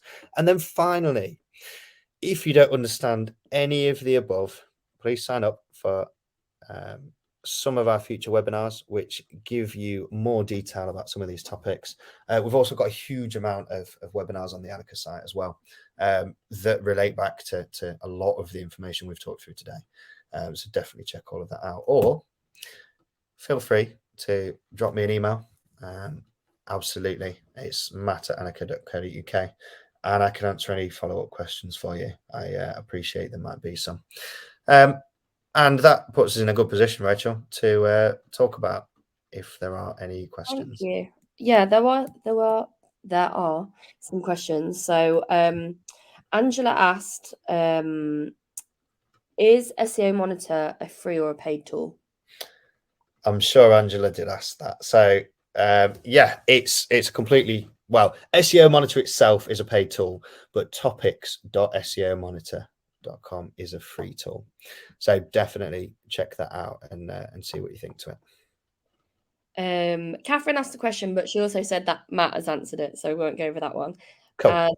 Abigail has asked, do you recommend adding all 15 headlines or adding less? I would recommend adding 15. When you are setting up your ads, you do get given a score, which is like good or excellent. Ideally, you are aiming for that score to be excellent to get as much visibility as possible in the search results pages. Generally, you will find that to obtain that excellent score for your ad, you will need all 15 headlines. I've seen occasions where that's not the case, but yeah, I'd be very surprised if well, please let me know if you manage to get it without 15 headlines, because I'd be intrigued. But yeah, I would recommend all 15, absolutely. Cool. And that was it from the questions there. Cracking. Fabulous. Yeah. Cool. Wicked. All right. In that case, I will hand over to you, Rachel. I don't know if you want to swap who's presenting or if you just want me to go through. I don't have the updated presentation, so it's probably. I will happily click through for you. Thank you. I'm going to disappear now as well, and I'll let you crack on. Cool. Thank you. I'm just going to close the chat, and I'll come back to the chat once the section is over, just because it's a bit distracting when you're trying to present and then you'll see questions in the chat. So I'm going to take you through paid social. We spoke about organic social last week, so I'll just differentiate what organic means and what paid means. So if you can click through to the next one, please, Matt. To cover some of the things this week, we'll talk about what a marketing funnel is. We'll talk about the best practice across platforms, pixels, budgets, and then we'll go into some specifics about the platform. So the platforms that I'll cover are Facebook, LinkedIn, and Pinterest. And then at the end, I've got some useful free tools for you and some tips and tricks as well.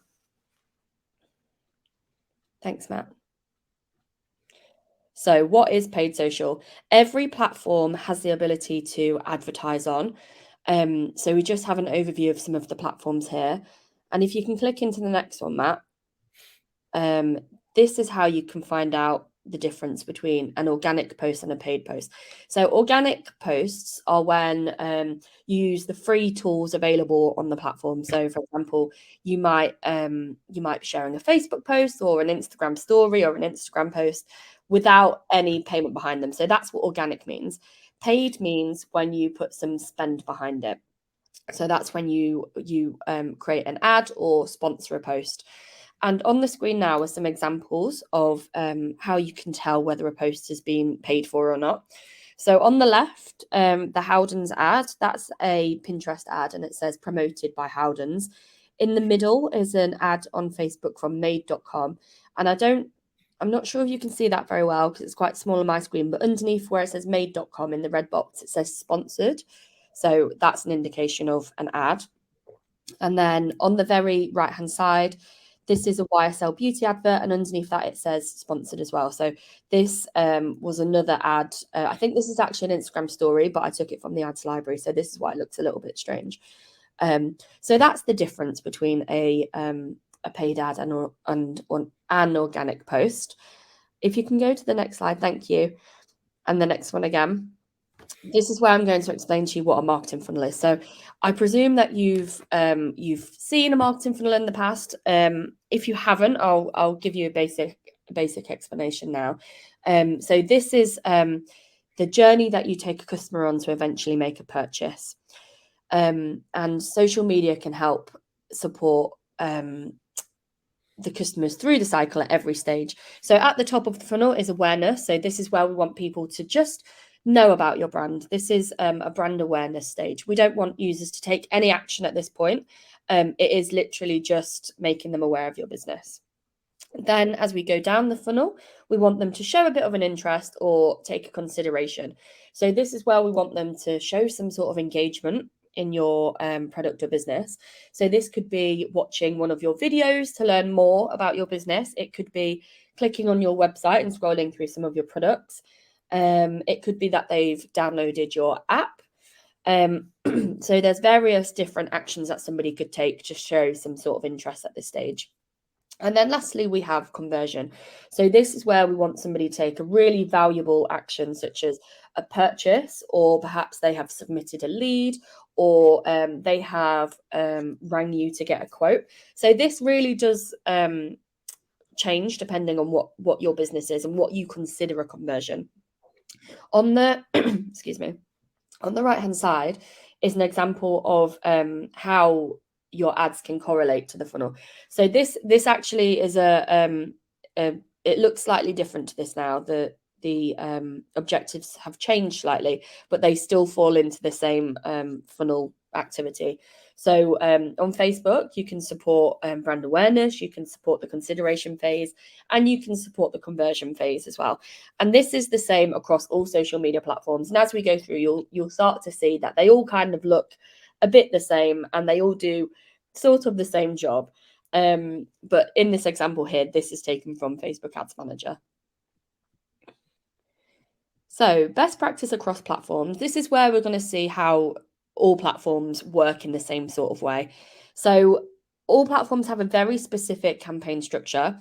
At the top, this is where you will you'll set your campaign objective, and there isn't much you do at this point except set the campaign objective. So whether that is you want more sales, or you want brand awareness, or you want engagement. This is at that level where you're being very broad and you're saying to Facebook, I want to pay this much to achieve this thing.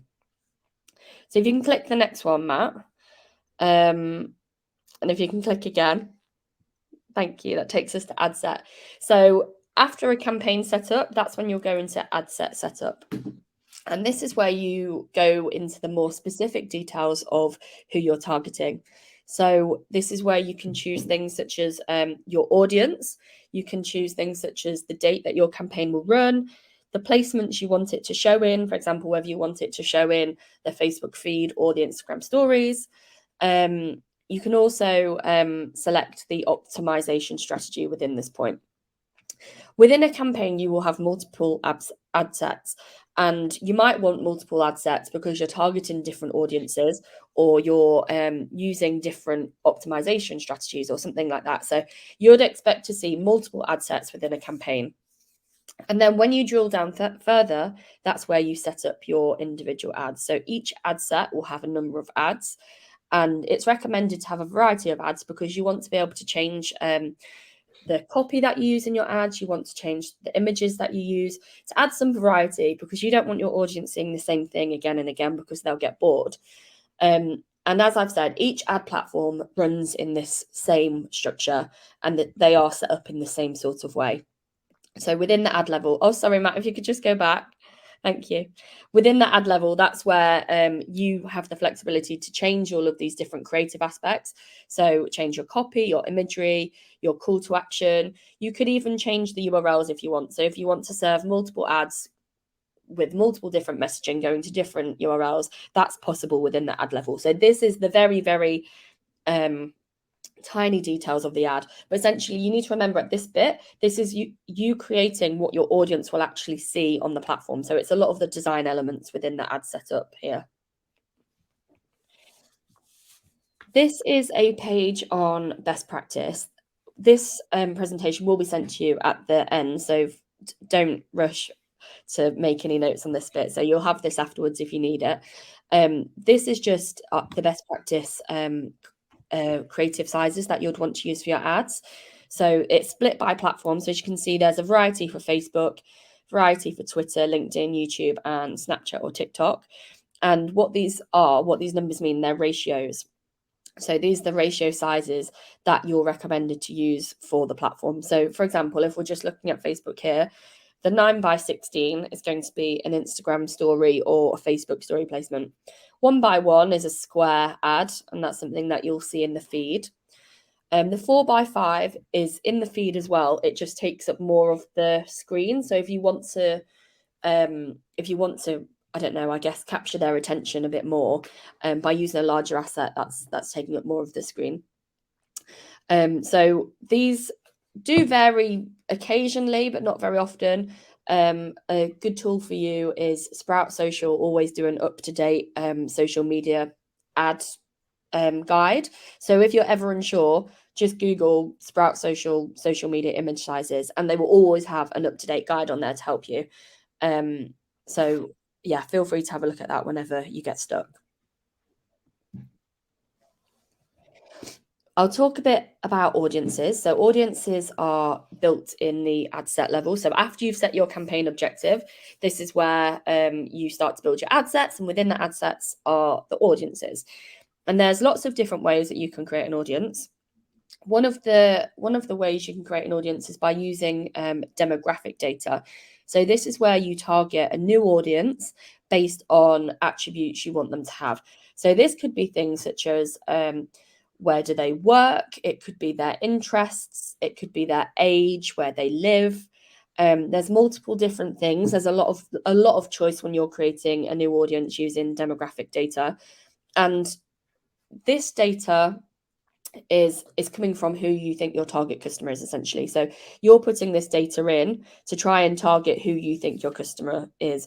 So if you already have that sort of information, you might know that they are within a certain age, or they're a certain gender, or they live in a certain area, then use this information about your current customers and put it into Facebook to see who else might fall into that criteria, but don't know you yet. So this is how you would target a new audience. Another way of targeting a new audience is by using a lookalike. So each platform has a version of a lookalike. On Facebook, it's called a lookalike. On LinkedIn, it's called a matched audience. But essentially, they're all the same thing. And what you do is you put in your own customer data into the platform. The platform will then depict your data and find people that look similar to your current audience. So these are new people who look very similar to your current customers. And these can be built from either information that you put into the platform. So you might have a really big email list of customers, and you could put that straight into the platform, or you could target people based on who have visited your website. So you don't always need to have their specific data. It can also be done using website visitors. So you don't hand over any information if you don't want. But there's something that I should say here is that using customer data for advertising within the platform is very safe and it's very secure. So it's nothing to be too concerned or worried about, and most retailers and most advertisers do this. So it's not something that is frowned upon. It is relatively normal in the industry. We also have a remarketing audience. So as I touched on previously, people who have been to your website could be remarketed to. So these are, when we talk about remarketing, these are people that do already know you and have engaged in some sort of way. So they could have visited your website. They could have visited even a specific page on your website if you want to target very narrowly. That's not a word, is it? Very specifically.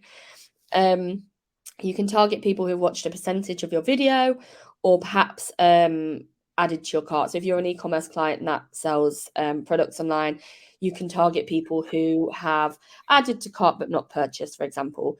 So there's lots of different ways to target to remarket people who have already engaged with you.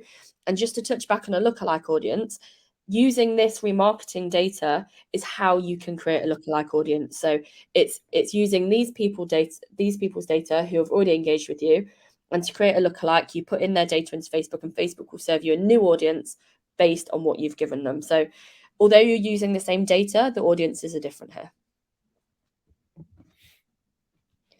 Another type of audience is using a dynamic remarketing audience. So this is within the platforms primarily. This is usually for e-commerce sort of clients. You don't really do it on any other type of client. So if you're an e-commerce business that is selling products online, let's say you're a furniture company and we are running dynamic ads for you, we can also run dynamic remarketing. So this is retargeting people that have been on your website, have browsed a particular type of product or have browsed a particular category of your products, and we can remarket to them with products that are very similar to what they've already looked at or within the same category. So you've probably seen it on your own. I always get ones from Amazon. I always get pet products from Amazon because I have a dog. So you might have seen these on your Facebook feed of retailers who are serving similar items to what you've already browsed or recently bought. So this is something that we can do as well. Pixels. Okay, so a pixel is very important to have set up properly within your campaign. Essentially, what a pixel does is it's a piece of code that you connect your Facebook and your website to, and this allows you to monitor how users behave on your website, and it helps you to track how your campaigns are performing.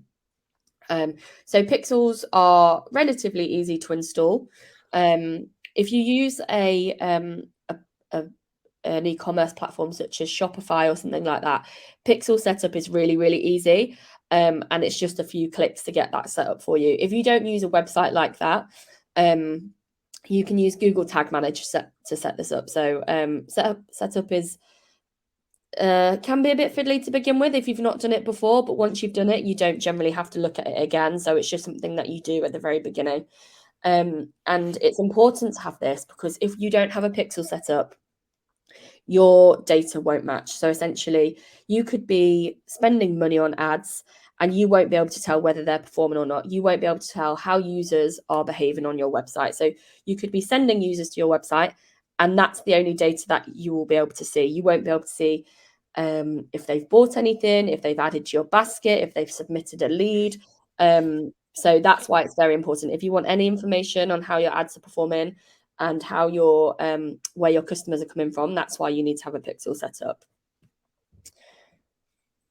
So this is what the pixel data looks like. If you don't have a pixel or it's a relatively new pixel, then you won't have all of these spikes in the graph. That will be empty there. So what this graph is showing with all of the spikes is customer data. So how users are behaving on your website. So this is all activity. This is including things such as page views, people searching the site, completing registration, submitting a lead. So this is all activity. And below where it says events is what you call, it's like a digital term for somebody taking an action on your website. So we generally call that events, and it's just a generic term that's used across all digital marketing, not just social media. So an event could be something such as a page view or a registration or a lead. And what you'll see is that underneath each of these have a green dot, which shows that it's active and it's tracking accurately. If it has a grey dot or a red dot, that's where it shows you might have a problem and you'll need to look into your pixel.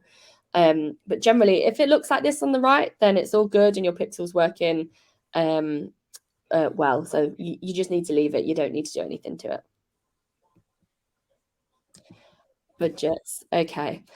So one of the questions that people ask is, how much should I spend on advertising? That is a generic thing that everybody wants to know. And we can help guide you. We can't specifically say how much you need to spend because there's a lot of different factors that come into this. So to help teach you essentially what you want to spend on your campaigns, there's some considerations. And one of them is what action you want people to take with your advertising. So if you want something that's top of funnel, so let's remember the funnel that we looked through previously. Top of funnel is brand awareness. We don't want people to take any action at this point apart from to become aware of your brand. So that's a very low commitment. You're not asking people to make a purchase or do anything like that. You just want them to see your ad. So that level of commitment is very low and therefore very cheap. So you will be optimizing for brand awareness at this point. And if you were to run a campaign just for brand awareness, you would be looking at you would be measuring on cost per 1,000 impressions. So essentially, how much would you like to pay for 1,000 people to see your advert? And that is what you need to think about at this stage. If you're optimizing for something that's lower down the funnel, so you want somebody to take a consideration action, such as click to your website or watch a video view, or if you're going even further to the bottom of the funnel and you want somebody to take a conversion, such as a purchase, that is a higher commitment there, and therefore will come at a higher cost. So these people have a much higher level of intent, and because that action is really valuable to you, Facebook or any of the other platforms know that sort of action will cost more. So keep that in mind when you're planning. So allocate your budget between awareness, consideration, and conversion, and hold the heavier proportion of budget to the higher intent objectives. Some other things to consider is that platforms will vary in cost per result. So Facebook is the cheapest platform to run ads on. So typically you're looking at less than 20p per landing page view. So landing page view is when somebody comes onto your website and is landed on a web page. This does vary between business to business and business to consumer. So business to consumer is slightly cheaper. Business to business can be a bit more expensive, but it really does depend on your business and what you're advertising, because B2B we're still people at the end of the day. You're not advertising to a business, you're advertising to a person who's working on behalf of business. So don't think too much into that. LinkedIn is a very expensive platform. So if there's any B2B people on here who aren't directly advertising to consumers, you will probably have tried LinkedIn, and you'll probably will have seen the costs that are associated with that. So a cost per click can be around £5, which in comparison to Facebook is very, very expensive. But if that's where your audience is and you think it's a really valuable platform, then definitely invest in it. It's just something that we have to accept, really, because it is the best platform for business advertising, and no other platforms compare. So just something to keep in mind when you're choosing your platforms. There are cheaper ways to advertise on these platforms. So although we say LinkedIn's expensive, if you were to run a video view campaign on LinkedIn, that can be relatively cheap in comparison to a traffic campaign or a lead generation campaign. So you could utilize cheaper ways of targeting within these platforms. Video campaigns in general are very cheap because it's a low commitment. When you talk about a video view is a couple of seconds. It's not very long. So that is a very, very cheap commitment and can come in at around 2p per video view on Facebook or 10p on LinkedIn. So still very cheap and manageable. Your advert is also it's dependent on your ad budget is also dependent on relevancy. So if your ad creative isn't very nice or looks a bit jarring or isn't following best practice, then it will have a low quality score in Facebook and will become more expensive. So what Facebook is trying to manage here, it's trying to say, we want really good quality adverts on our platform. And if your advert isn't good quality, then we're going to charge you more because we don't want as many people to see it. And you need to remember that all of these platforms are on auction. So Facebook or LinkedIn will serve the best quality adverts, which are generating more clicks, more views, more impressions. they will be prioritized instead of yours if your advert quality was bad. So try and make your creative as best as possible, and have a Google to see what other retailers or competitors are doing, to see if you can improve on your ad creative. Because I know sometimes you can get stuck in a bit of a rut, can't you? Like, I don't know how to improve this creative if you're not a creative person.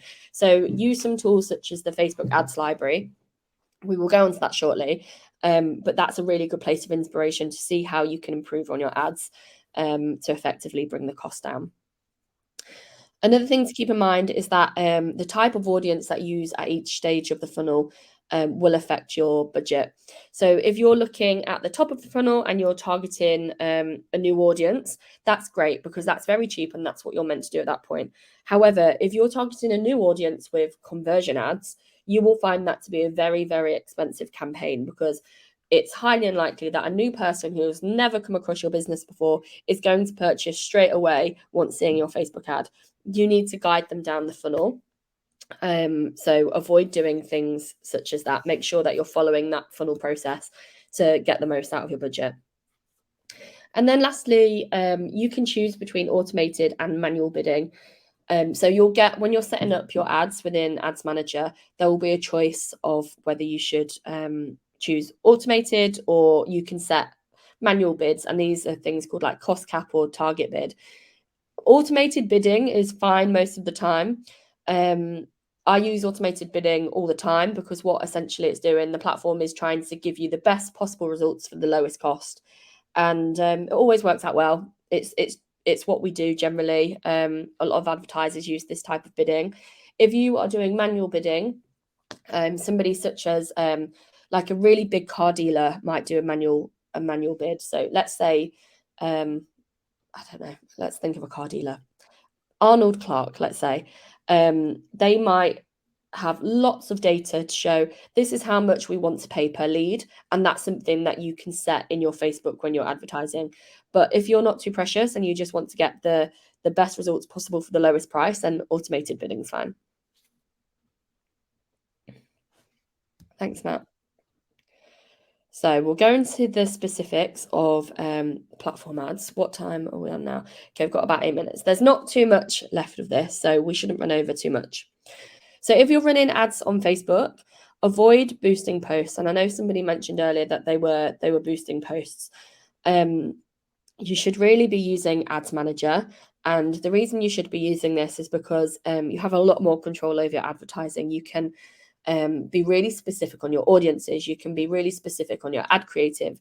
You can create ads that are just ads and are not posts on your organic Facebook page.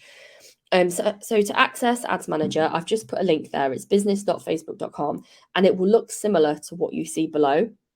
There are a lot of tools that can help you like learn about Facebook Ads Manager, and I'll go into that at the end. I've got some like useful hints and tips.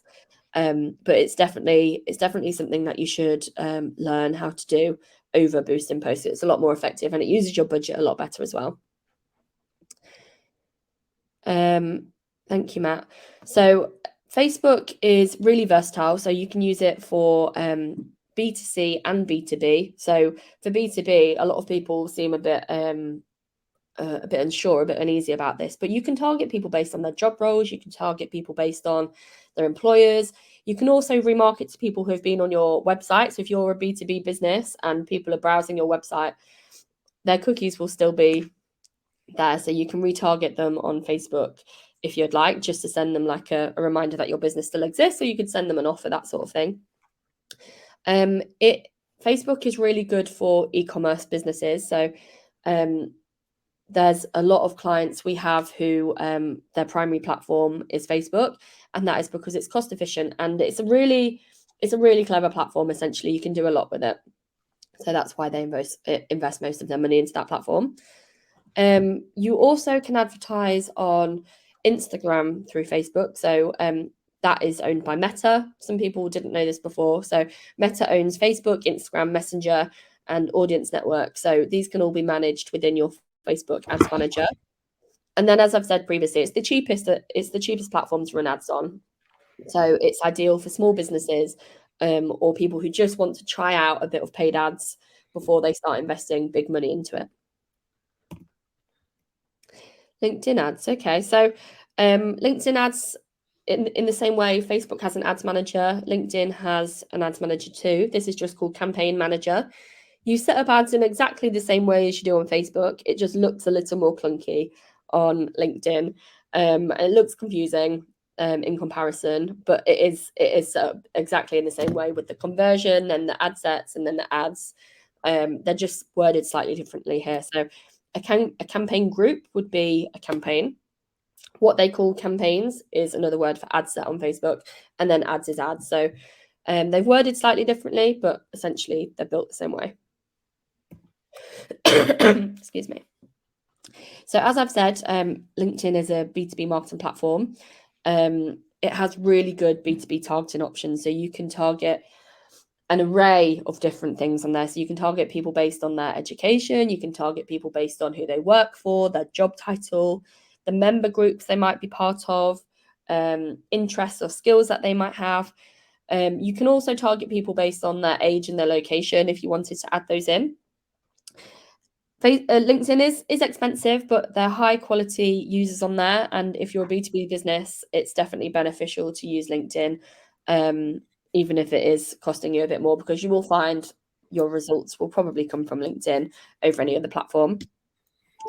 It's also good to use LinkedIn to nurture your leads in a professional context. So we have some clients who don't want to use any other platforms than LinkedIn because they think it's unprofessional and they don't think that users should see work-based ads on their own personal profiles, which each their own, fair enough. So this is just a way to nurture them, because people do browse LinkedIn like they do Facebook. And you'll generally find that people do browse LinkedIn in the daytime a bit more as well when they're meant to be at work. Another point is that it can be used for targeting or educating niche audiences.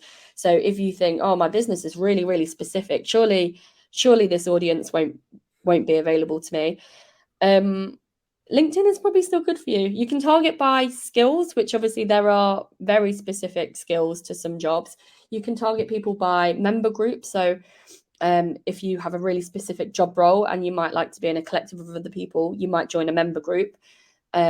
Let's say you do some really specific coding, you might be part of this member group to learn from the people to discuss the topics. So LinkedIn is really good for niche targeting as well, like that.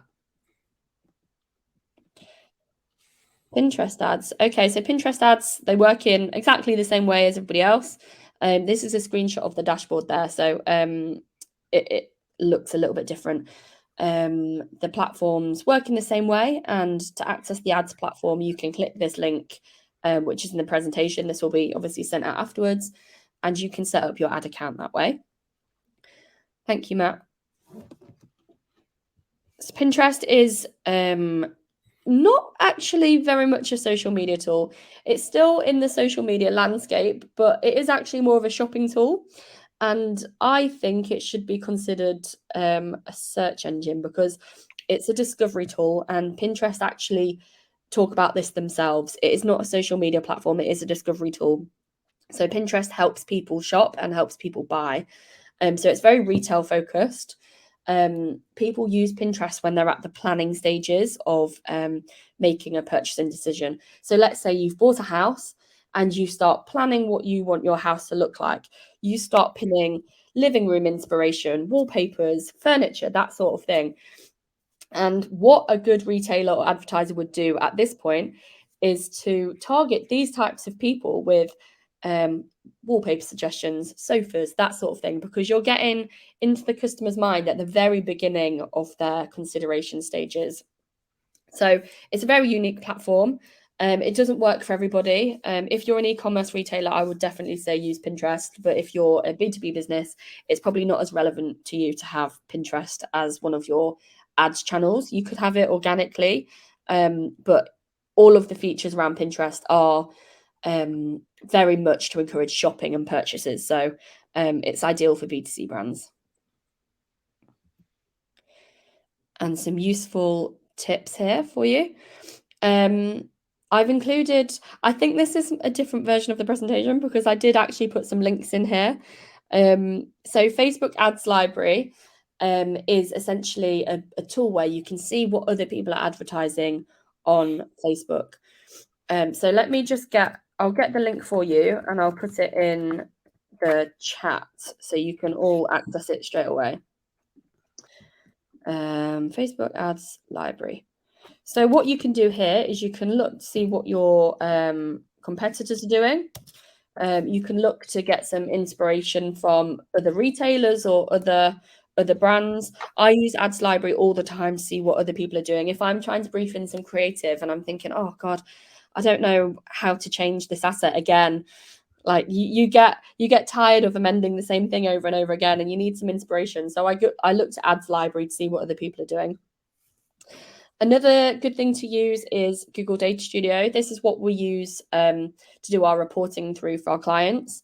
I would recommend using Data Studio if you are using lots of digital marketing channels and you're trying to look at everything in one place.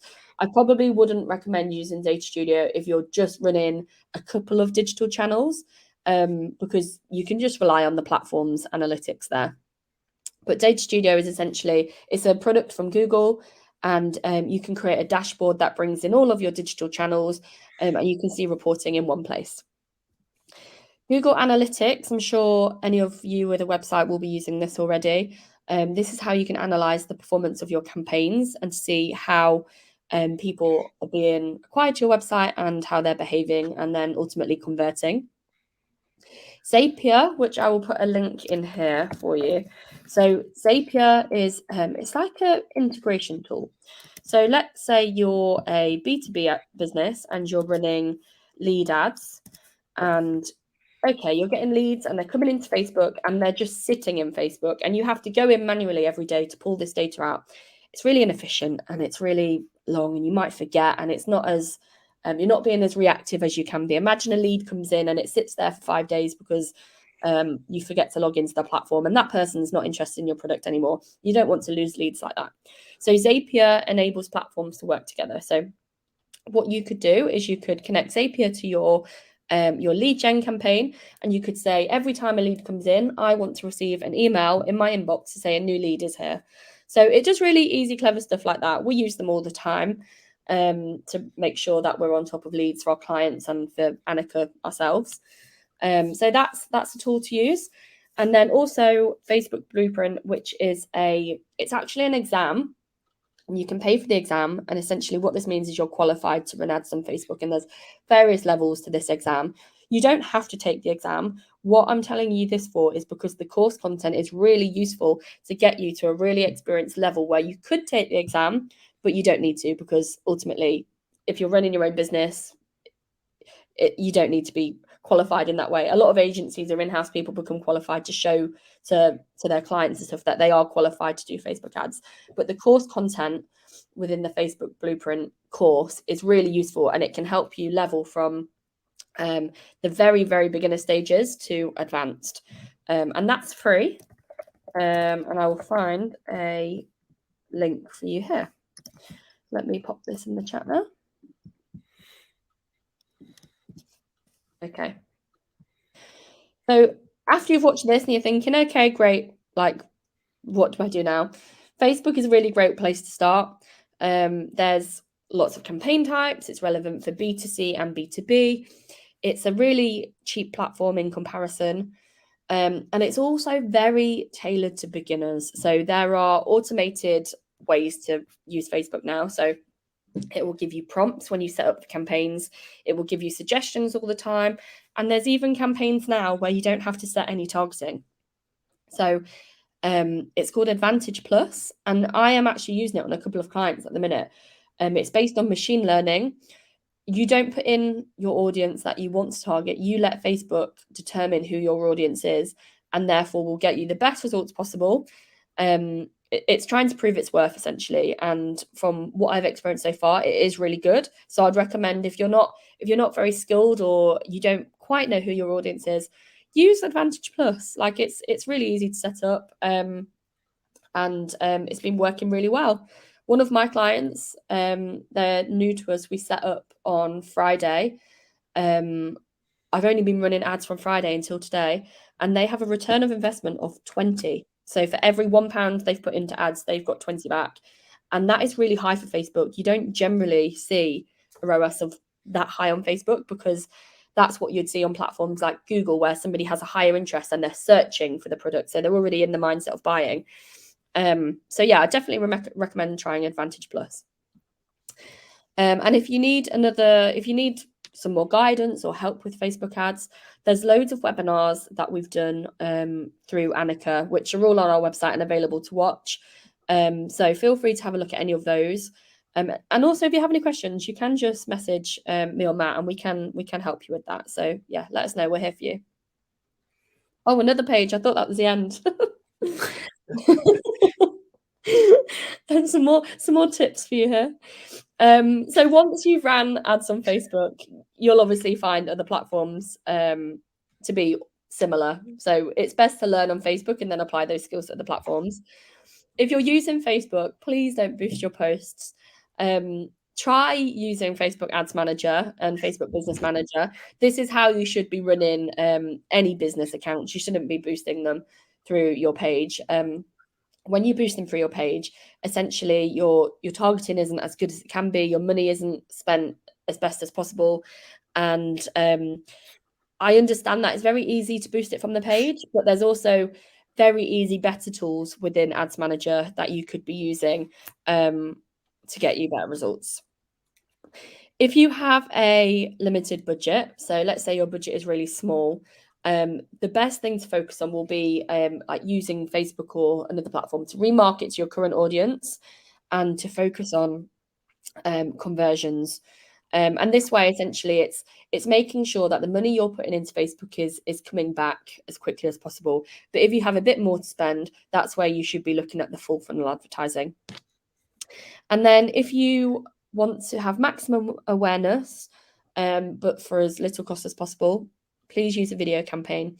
I know a lot of people don't have videos to use a lot of the time, but making content on your phone is super easy now. You'll see loads of brands creating like behind the scenes content, that sort of thing. Or you could use animations as well. So it doesn't have to be something that you've shot on your phone. You could create animations in Canva. That's a free tool, very easy to do. It's all automated and set up within the platform. So you don't need to be an animator or designer or anything like that. And that is the end. Yay. Go. That's 7 minutes, not too bad. Trying to close this presentation, but it doesn't seem to want to do it. Fantastic. Okay. So thanks everybody for your time today. I don't know if there's any questions. Let's have a quick look. We're still sharing my screen as well, which I'll stop doing right now if it'll let me. Okay. Well, is it the green one at the top, that one? There we go. Be helpful if I could find the right buttons, wouldn't it? So Q&As, let's have a quick look. Can we get this recorded session as well? So Ashvin, absolutely. There will be a recording available. Sorry if everyone can hear the dog. Right, I'm right at the top. So how is the pixel? So Abigail has said, how is the pixel different from Google Analytics? So basically, Abigail, the pixels, Rachel, you might be able to confirm this for me or not, but basically the pixels will track pretty much the same stuff, but the way in which Facebook tracks its users is based on different attribution, like a slightly different attribution model and different click and view through like period lengths as well. That's right, isn't it? Yeah. So Facebook pixel is only measuring activity within Facebook. Each pixel is different to every platform. So the pixel for analytics will be feeding information into Google Analytics. The pixel for Facebook will be feeding information into Facebook ads. So you'll need to have a different pixel for every website. Essentially, what it does, it connects your website to the platform to make sure that the relevant information is passed. Wicked. And then Katerina has said, can you create the pixel for B2B sites? And then how is it different from other analytics platforms? So I think the simple answer is yes, isn't it? Yeah. any business with a website, with it, be it B2B or B2C, you can use pixels, you can use analytics platforms. They're essentially installed in very similar ways. It can be through Google Tag Manager if you use that. We do have some webinars about that as well. If you were to search for those on the website, there's a fly buzzing around my face now as well, which is great. But yes, you can absolutely, as any business with a website, you can track all the things on that website with a pixel or an analytics platform. So I think that's it for questions as well. So basically, guys, the very last thing we're going to do, if I can find it now, is we would be really, really grateful if you have found today's session useful, if you can leave us a review on one of the two platforms that you should see pop up on your screen now. So we've got Google reviews first and foremost. That would be fantastic if anyone wants to leave us a review if you've enjoyed the session today. And for those that prefer, we would also appreciate any reviews you can give us on the reviews.io platform. You can see there already rated 4.9 from 284 reviews. So lots of grateful people so far. And if you happen to be a grateful person for this session as well, then that would be wonderful if you'd be able to do that. But if there are no more questions, thank you so much for your time today, everybody. And that's everything from myself and Rachel. Rachel, thanks for your time as well. Really appreciate it. And we hope to see you all again very, very soon. Thanks, everyone.